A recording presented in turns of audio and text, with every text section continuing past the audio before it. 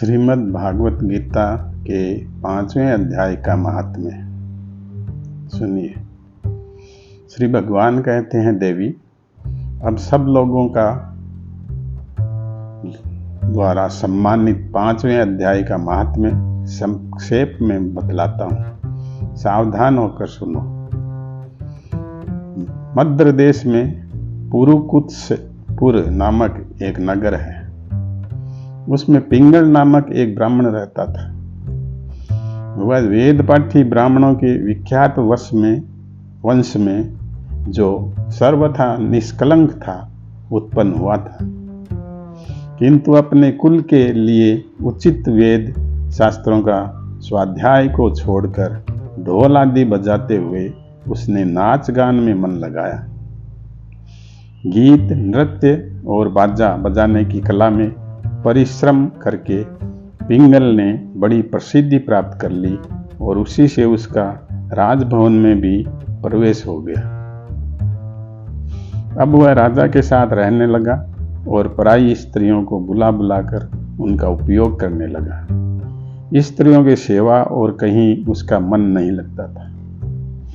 धीरे धीरे अभिमान बढ़ जाने से उच्छृंखल होकर वह एकांत में राजा से दूसरों के दोष बतलाने लगा। पिंगल की एक स्त्री थी जिसका नाम था अरुणा।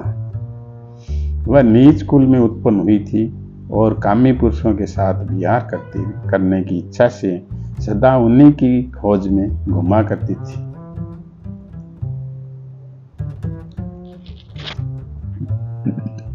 उसने पति को अपने मार्ग का कटंक समझकर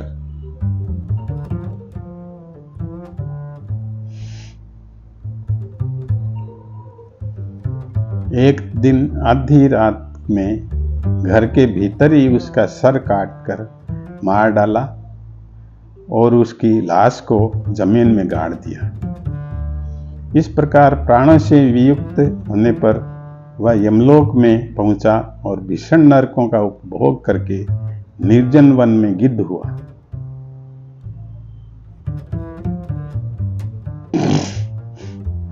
अरुणा भी भगंतर रोग से अपने सुंदर शरीर को त्याग कर घोर नरक भोगने के पश्चात उसी वन में सुक्की हुई।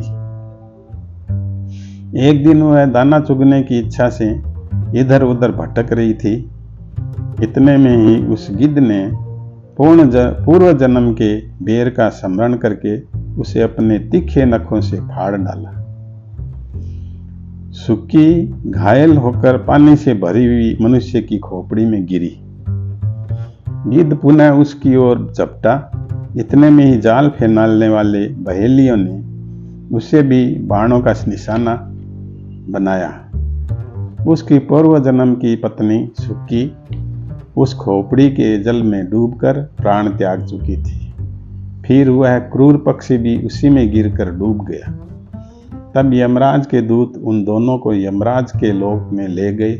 वहां अपने पूर्वकृत पाप कर्म को याद करके दोनों ही भयभीत हो रहे थे। तदनंतर यमराज ने जब उनके घृणित कर्मों पर दृष्टिपात किया तब उन्हें मालूम हुआ कि मृत्यु के समय अकस्मात खोपड़ी के जल में स्नान करने से इन दोनों का पाप नष्ट हो चुका है। तब उन्होंने उन दोनों को मनोवांछित लोक में जाने की आज्ञा दी।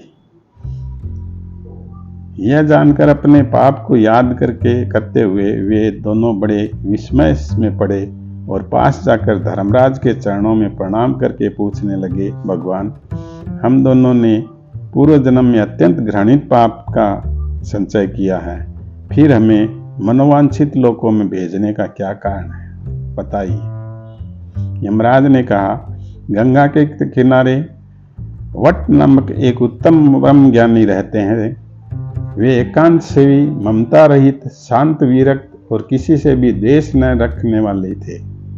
प्रतिदिन गीता के 5वें अध्याय का जप करना उनका सदा का नियम था। 5वें अध्याय को श्रवण कर लेने पर महापापी पुरुष भी सनातन ब्रह्म का ज्ञान प्राप्त कर लेता है। उसी पुण्य के प्रभाव से शुद्ध चित्त होकर उन्होंने अपने शरीर का परित्याग किया था। गीता के पाठ से जिनका शरीर निर्मल हो गया था, जो आत्मज्ञान प्राप्त कर चुके थे, उन्हीं महात्मा की खोपड़ी का जल पाकर तुम दोनों पवित्र हो गए हो। अतः अब तुम दोनों मनोवांछित लोगों को जाओ, क्योंकि गीता के 5वें अध्याय के महात्म्य से तुम दोनों शुद्ध हो गए हो। श्री भगवान कहते हैं, सबके प्रति समान भाव रखने वाले धर्मराज के द्वारा इस प्रकार समझाए जाने पर वे दोनों बहुत प्रसन्न हुए और विमान पर बैठकर वैकुंठ धाम को चले गए। समझ में आ रहा है तो लाइक करो।